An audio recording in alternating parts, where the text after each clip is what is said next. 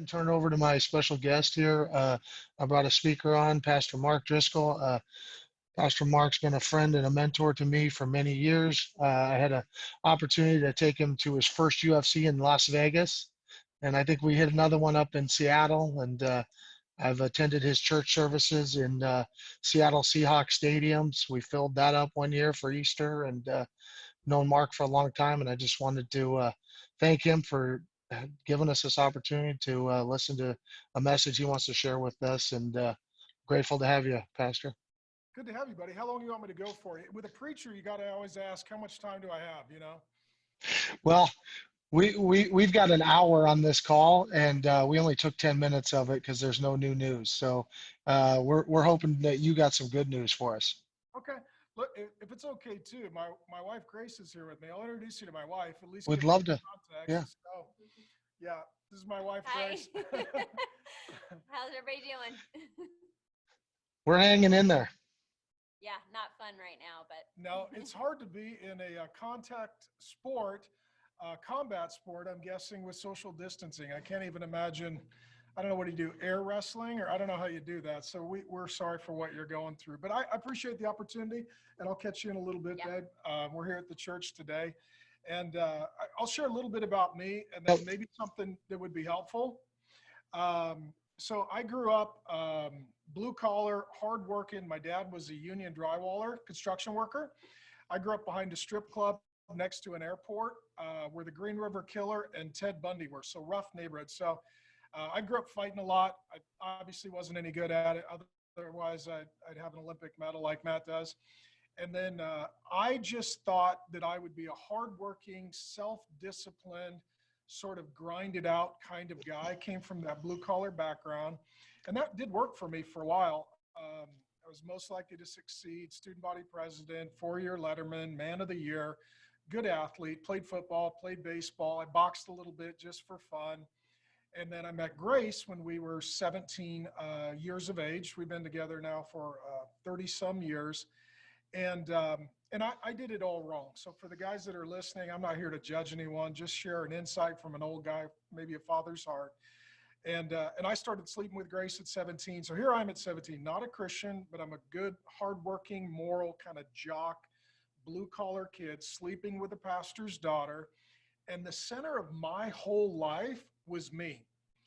I thought that everyone should serve me and that I should achieve my potential and that I should be able to do everything that I want to do, and that the people around me, their job really was to support me, to help me so that I could do the things that I was capable of doing. And all of that changed in college. I was 19 years of age, and I realized that if I make myself the center of my life, the center of my existence, the center of my identity, that number one, I wouldn't really be loving the people around me. I'd just be using them, because it wouldn't be about their well-being or how they were doing. Their only function would be to benefit me.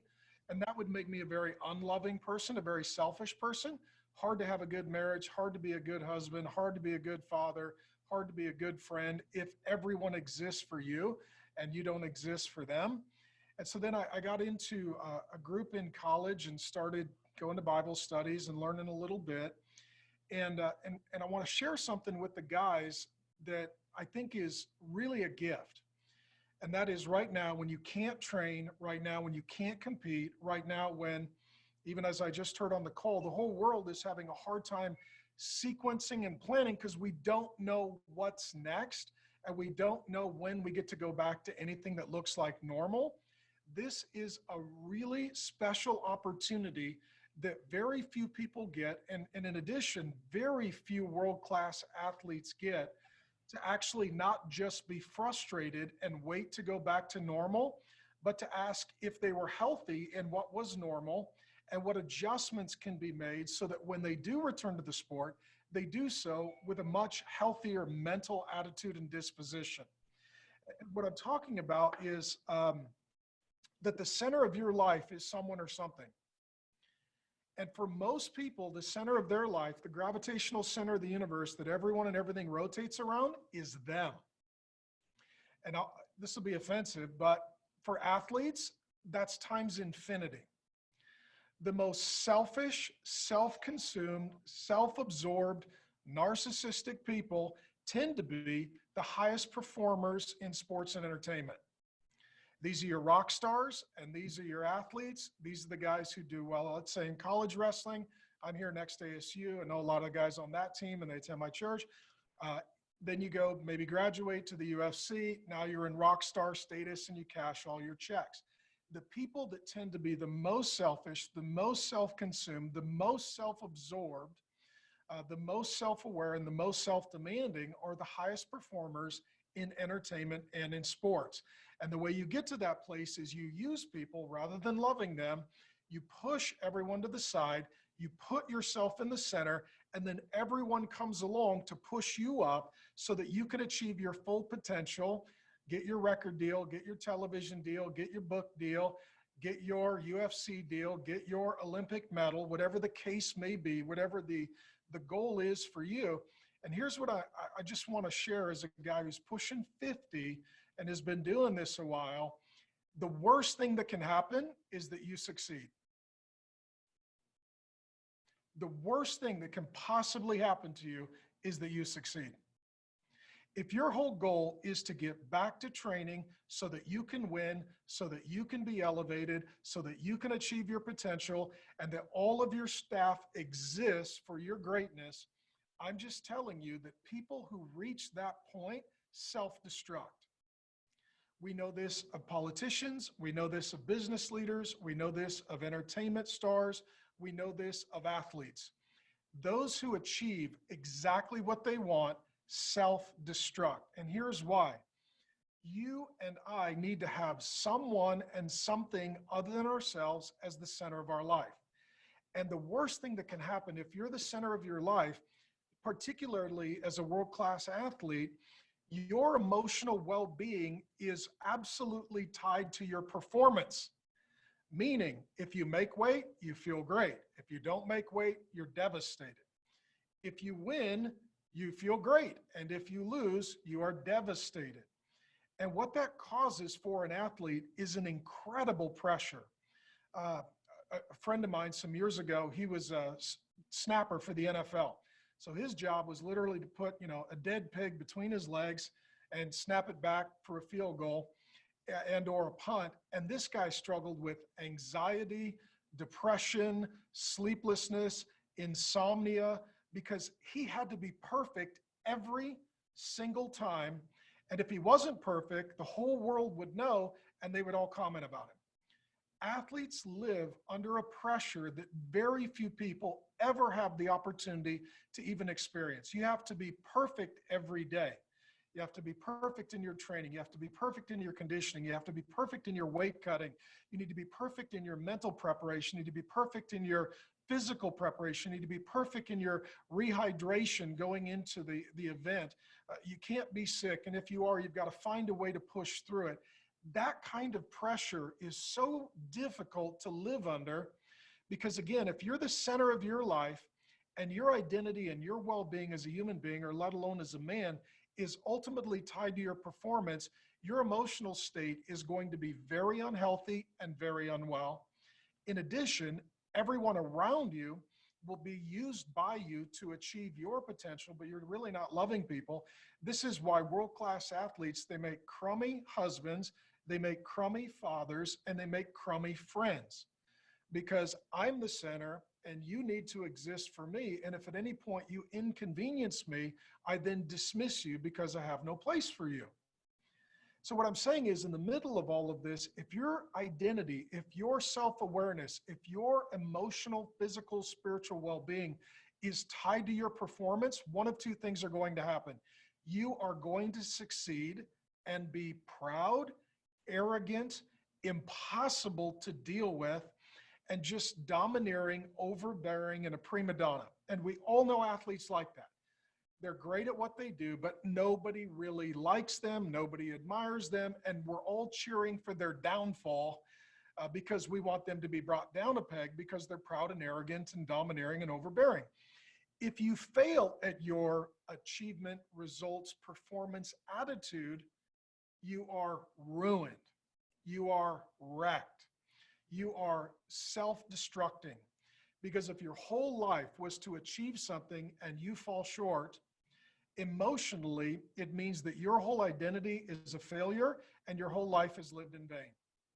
And these are the really only two options for those people who are the center of their life. If they succeed, they're arrogant and lonely. And if they fail, they are depressed, suicidal, and self-destructive. Okay. And the whole litany of entertainment, of politics, of business, of sports plays this out over and over and over. This is why sometimes the icons of one generation don't make it, because they self-destruct. And this can be, we all know, let's say, for example, in the entertainment industry, whether it's the Morrisons, the Hendricks, whomever it may be, they kill themselves. You're like, why would they kill themselves? We know this from those that are in the entertainment industry as well. Whether it's a guy like Johnny Depp who self-destructs, whether it's guys like Owen, who was a well-known actor who was comedic and had a great sense of humor, and tried to kill himself. And all of a sudden people are like, if you are rich, if you are successful, if you are at the top of your game, if you've achieved all of your objectives, if all the coaches in your life have gotten you to the point where you actually did exactly what you want to do, and then you self-destruct, why is that? It's because you're not built to be the center of your universe, and you're not built to live under that amount of pressure. In addition, if you fail, then you have no purpose to life. You have no reason to be alive. And this is where people who fail, they get suicidal and self-destructive. I've got a lot of friends that are pro athletes. I've done chapels for NFL football teams, Major League Baseball teams. I know a lot of professional athletes. God forbid they get injured. All of a sudden, they start drinking and self-destructing. God forbid they get traded. God forbid they lose their contract. God forbid they go out into whatever their field of combat or competition is, and they lose.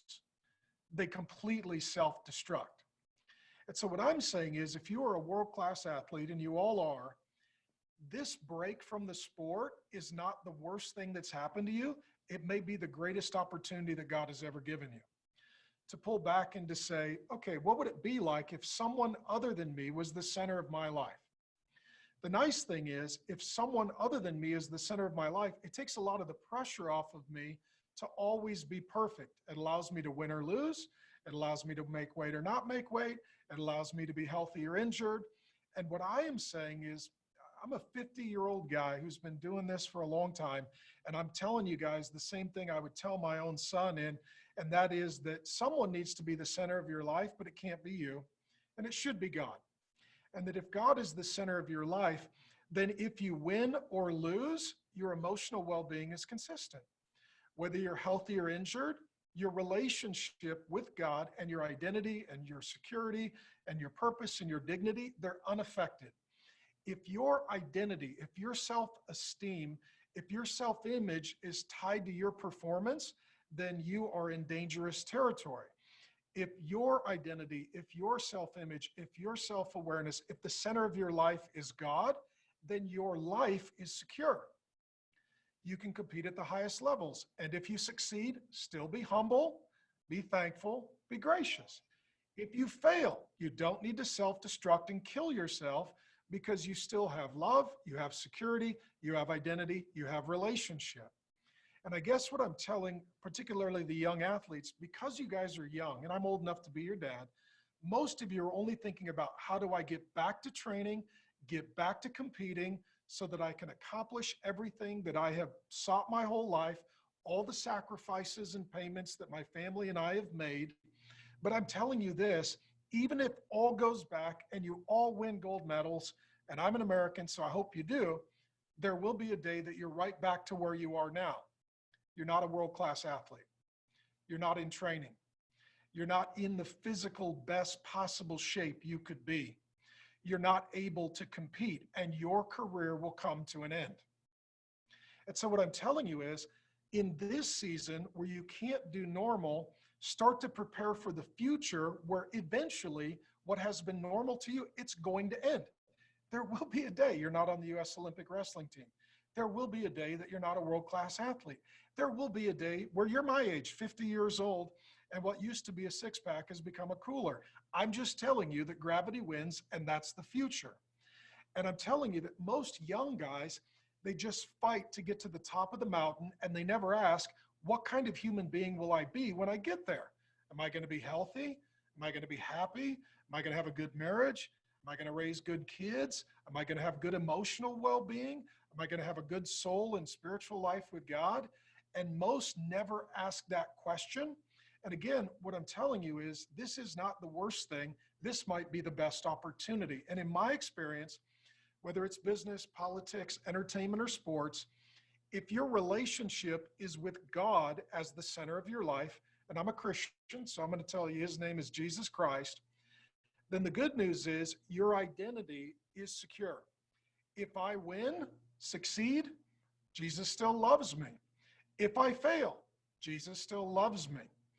Unlike the crowds who show up when I perform, Jesus also knows and loves me when I'm home, off the stage, not performing. And what this means is you don't need to be perfect because now you've got someone else who was perfect for you. What this means is you can fail because someone else succeeded for you. What this means is that you don't need to be the center of your life, and it takes a lot of the pressure off you. The result is then that actually it increases your performance because people that are under extreme duress and pressure and responsibility, they tend to overthink it. They tend to lose the mental game. They tend then to self-destruct. Those that have that pressure off, and in sports, we talk about the guys who can play the game loose. They're relaxed. They're not as worried. They're able to just enter in and be present in the moment. I'm telling you that because you didn't make yourself, you don't know how to make yourself healthy because you weren't here first. God was. You're not the center of your existence. And because who you are is really in relationship to him, if you replace him with yourself, you are putting too much pressure to perform on yourself, and ultimately you're going to self-destruct. And again, just think of it. Worst case scenario, you can compete. You can get back to training.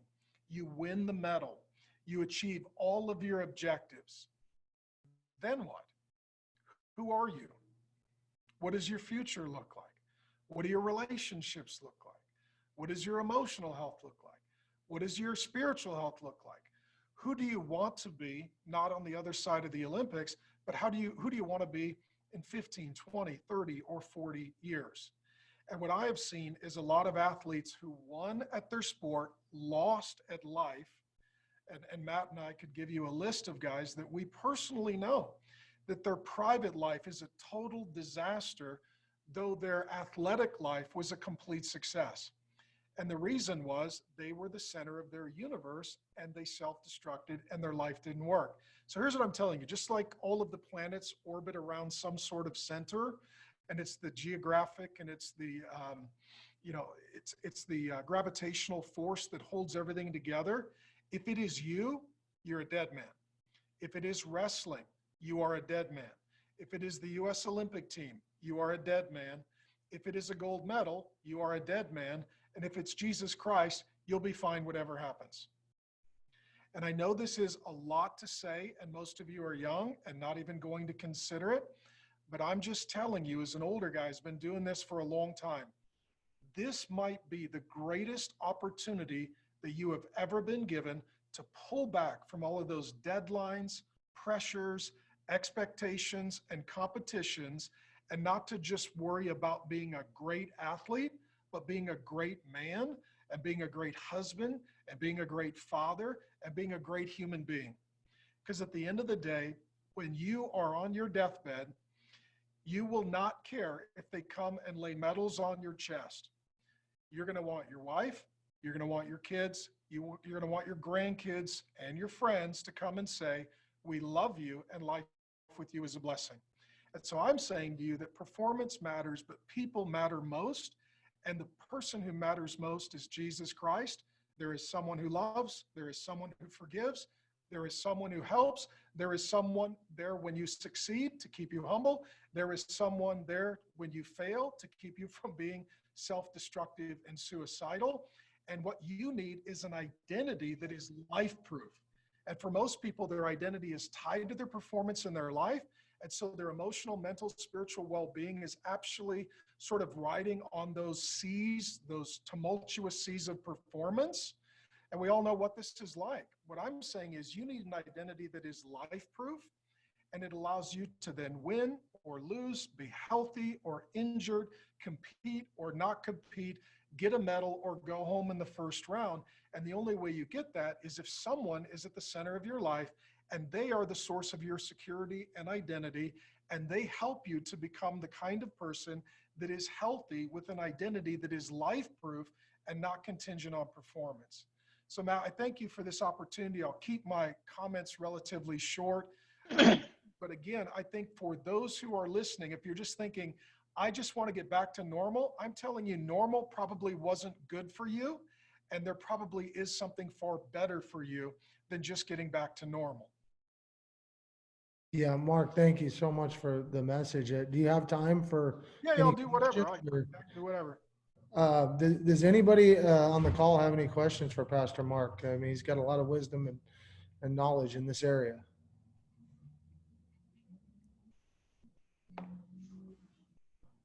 You can put them in the comments, or you can unmute yourself, either way.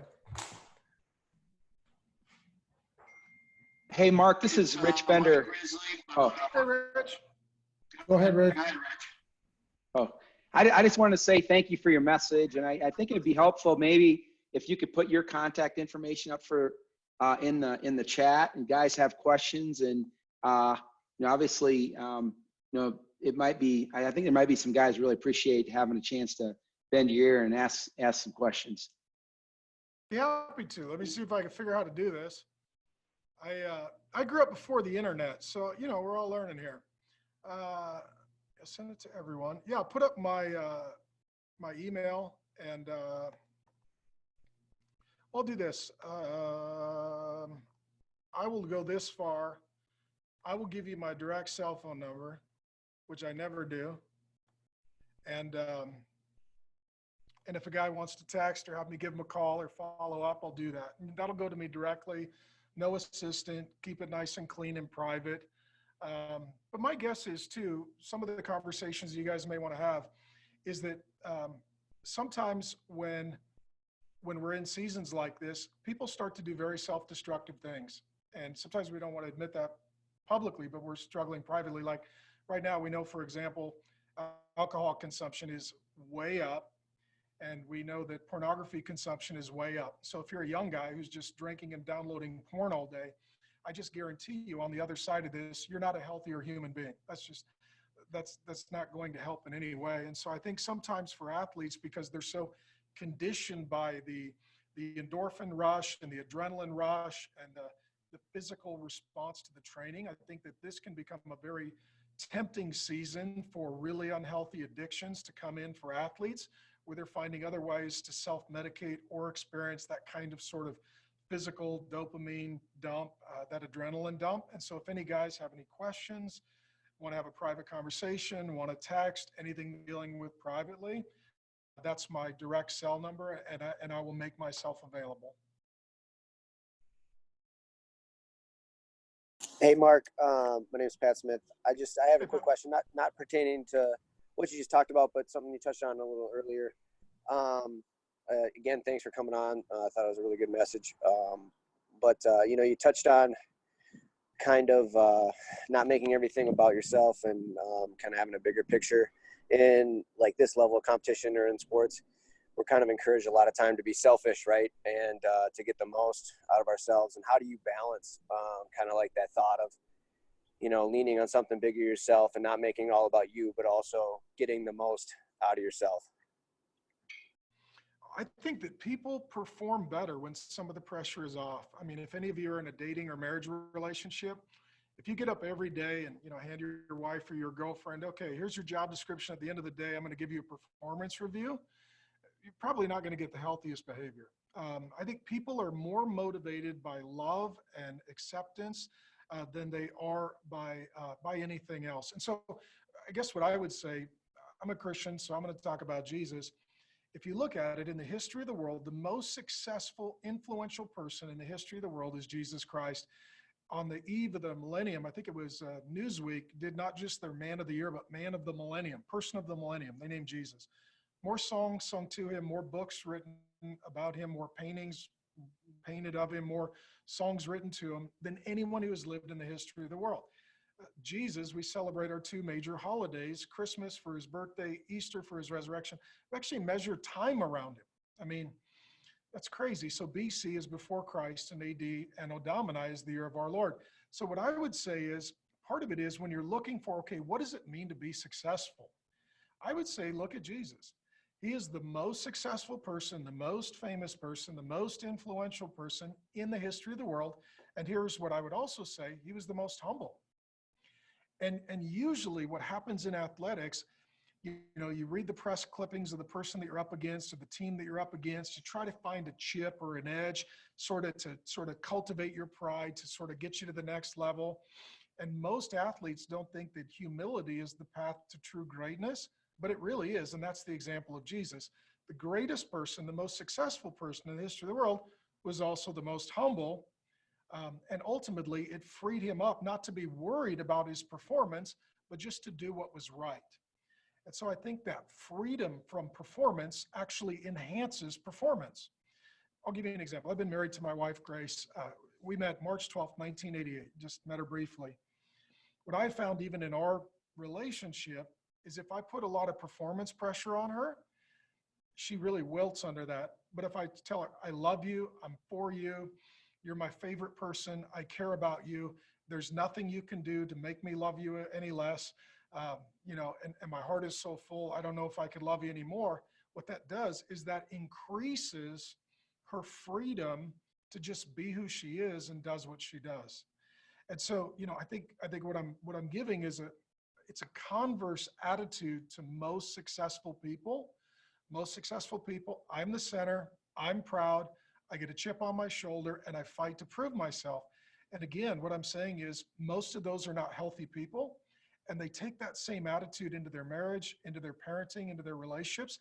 That's why they may succeed at their sport, and the rest of their life is an absolute dumpster fire, and no one can be with them. They keep going through wives, girlfriends, making babies, self-destructing, addictive behaviors. I'm just saying that path is so well worn that I would just warn you guys not to walk that path. Jesus walked another path of humility and also had the greatest performance of anyone of any sort or kind in the history of the world. So if we want to look at greatness, let's look at the greatest person and see what kind of model he sets for us. I don't know if that's helpful. No, that was great. Thank you. Cool. Thanks, Patrick, for the question, buddy. Sorry, Matt, I can't hear you. I think you're talking, buddy. Mark? I unmuted myself. Thank you, Mark.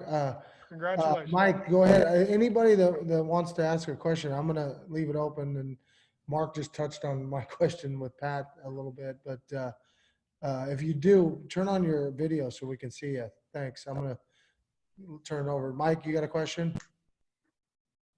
I do, Matt. Hey, Mark, thanks very much for your message. Really hit home for me. I'm friends with a lot of people on this call, and what you described, that train wreck, I did it a couple, 2-3 times over the course of time, and I didn't really get being a believer until I was probably in my early 40s, but it happened through a professional athlete, and that kind of enticed me to gravitate, and listen to him. And I started with very little reading in the beginning, but it was really helpful, and I stuck with it. And it's 25, 30 years later, and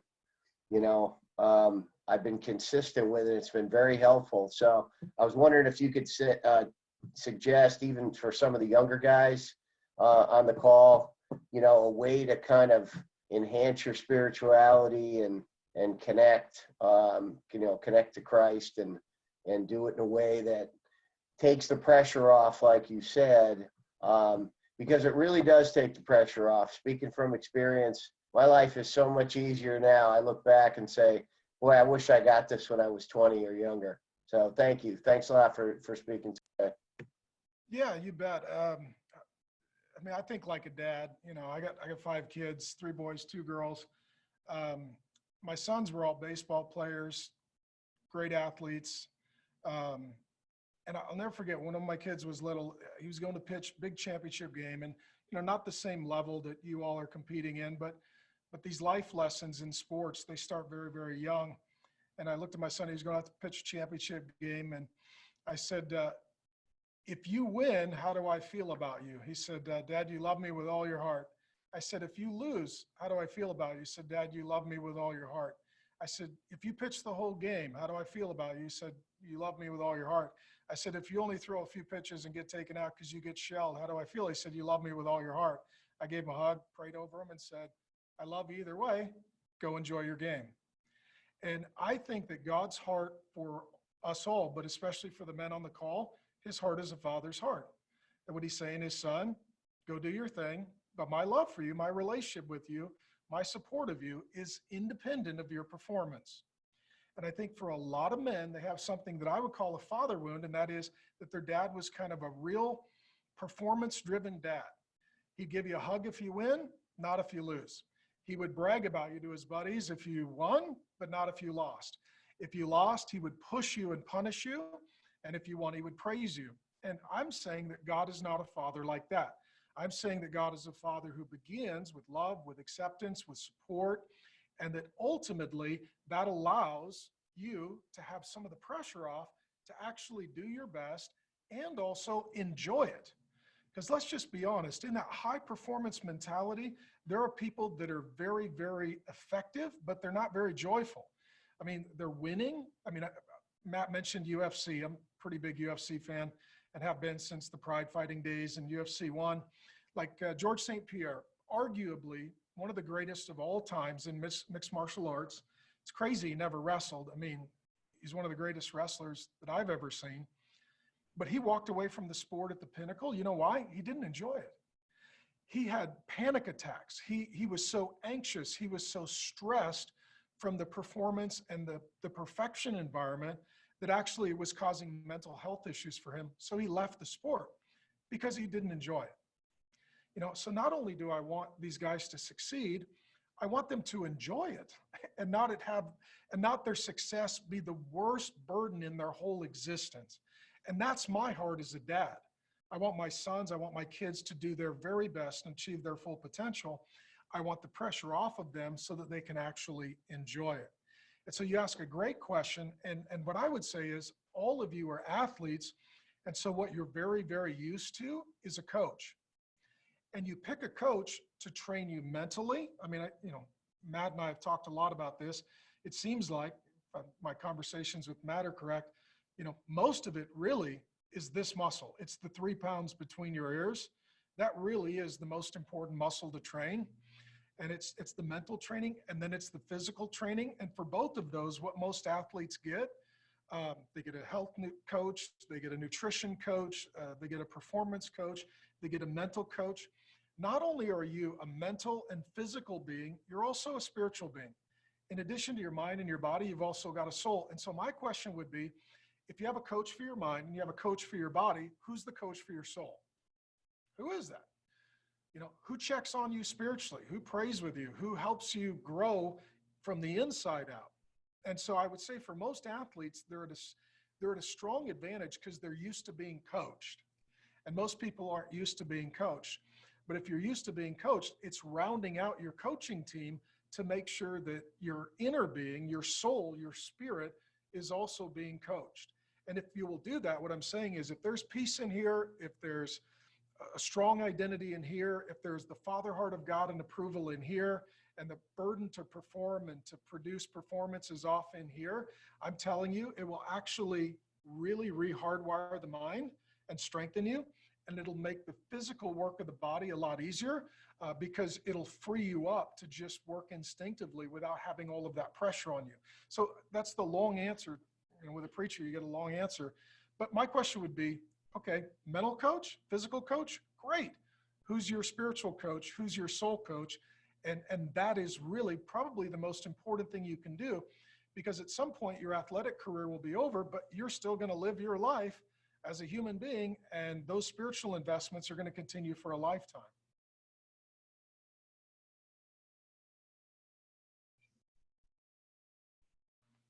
Anybody else? Sorry, Matt, you're still muted, buddy. I keep muting myself when you talk, so so I all right, don't bro. get background noise. I'm going to turn it over. Any other questions, guys? We got Pastor Mark here, so I think there was some really good questions so far with that last one really added to this conversation. So if not, okay, I wrote a question. Athletes deal a lot with fear, fear of losing, fear of getting injured, just there seems to be a lot of fear, as I don't deal with that a lot. But I know a lot of guys do. They're very fearful of a lot of things, that maybe their training patterns wrong, or this guy doesn't know them well enough, and they're doing a too generic of a programming for them because they need their own plan, and they're fearful that this plan isn't going to get them there. They're fearful that this opponent's got this technique that's going to beat them.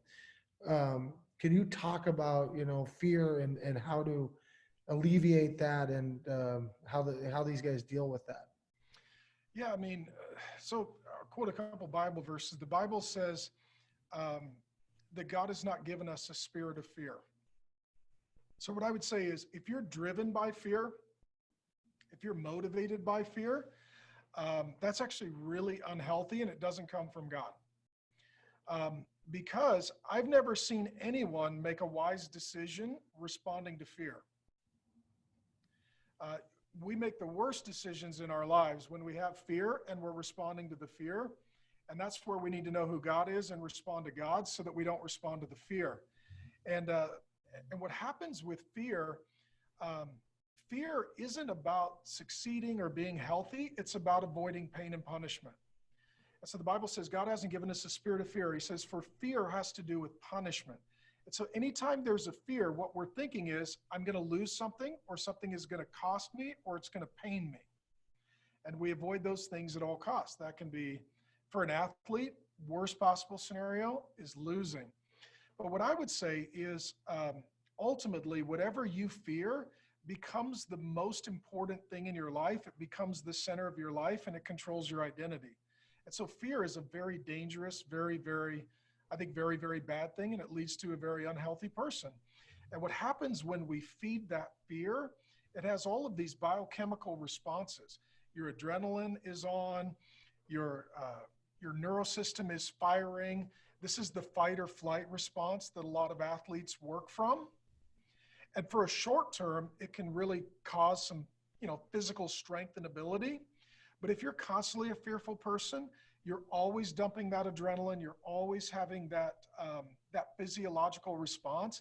Eventually, what it does, it breaks you. So for me, like, you guys don't know me, but like, I've written maybe 20 books. I've been on New York Times bestseller list. I've been on CNN. I've debated on ABC Nightline.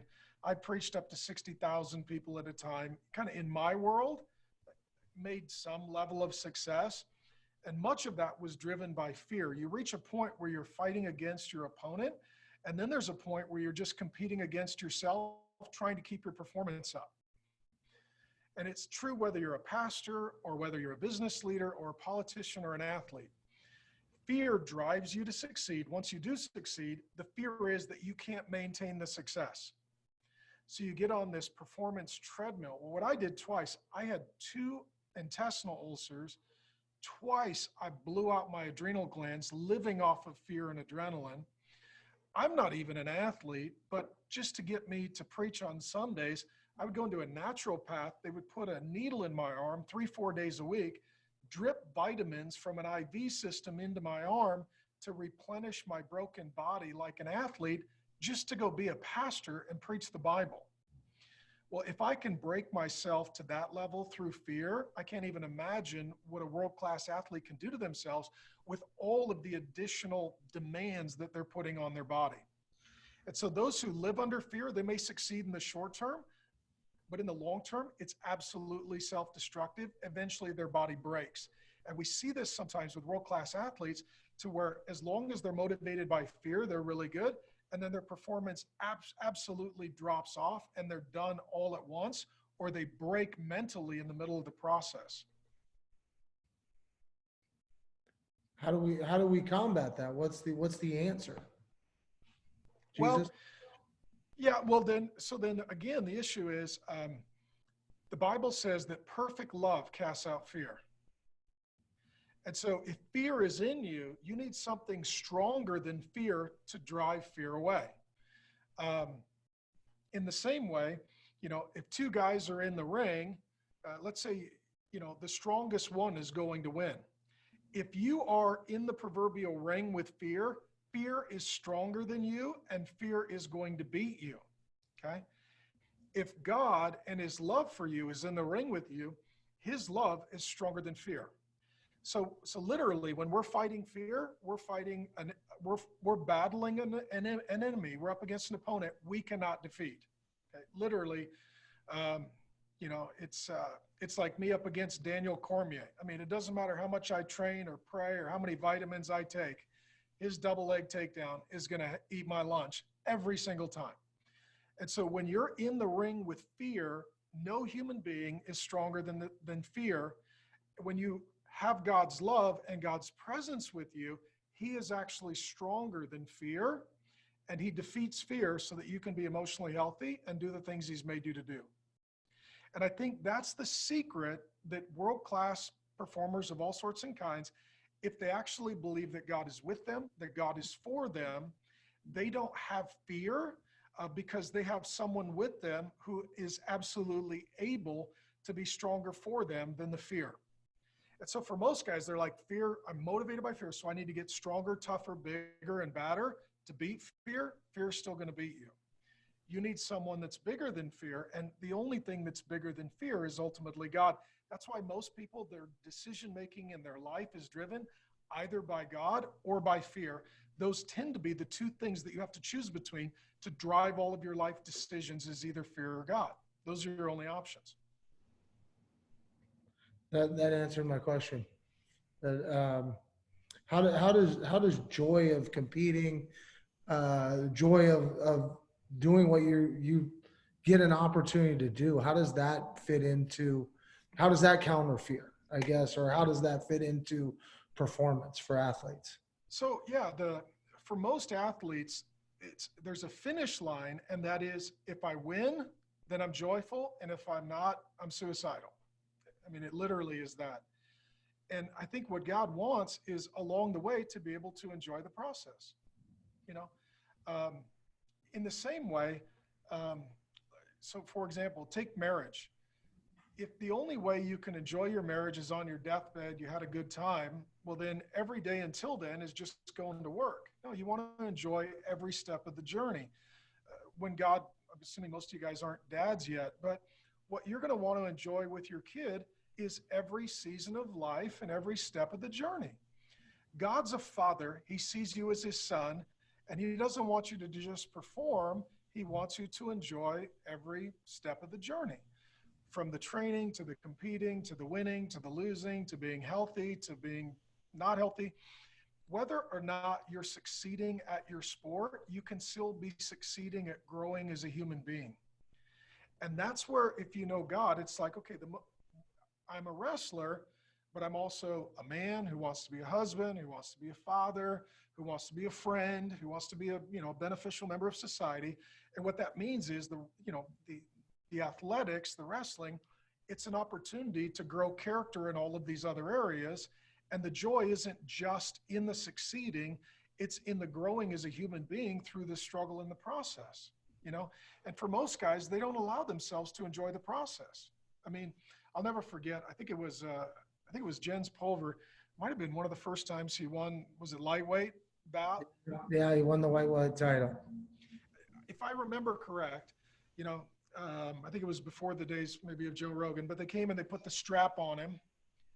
And I'll never forget the interview. He looked at the camera, he started crying. He said, "Dad, see, I did amount to something like that." I was like, I didn't enjoy enjoy the process. He didn't even enjoy the victory. The whole time he was literally fighting against his dad, and he was trying to prove his dad wrong. Now we know that Jens became a Christian. He wrote a little biography telling this story.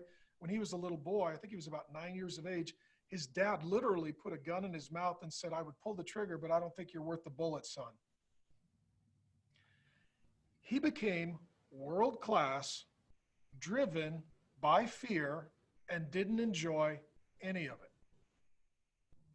And I guess what I'm saying is, I'm fine if you're world class.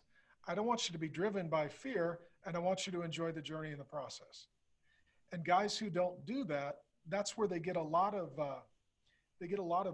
almost suicidal reaction, because once they have sort of conquered whatever it is they're up against, it's like, well, what's next?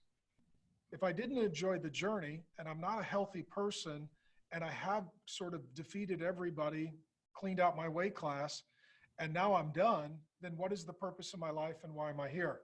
All those lessons learned along the way are for something greater than sports, and that's life. And it's greater than performance. It's relationships with people. So I guess with guys, like, I think like a dad, and I would tell my sons, I am less concerned with the achievement of your performance, and I am more concerned for the cultivation of your character. Because even when your competition is over, your character continues. And so use the competition to grow your character so that when your competition is over, you still have your character. Mark, it's been great. Thank you so much for being a part of this and sharing that message with these athletes. And I think a lot of this is very applicable, and we're going to share this with more athletes. So thank you so much, Mark. Appreciate your friendship.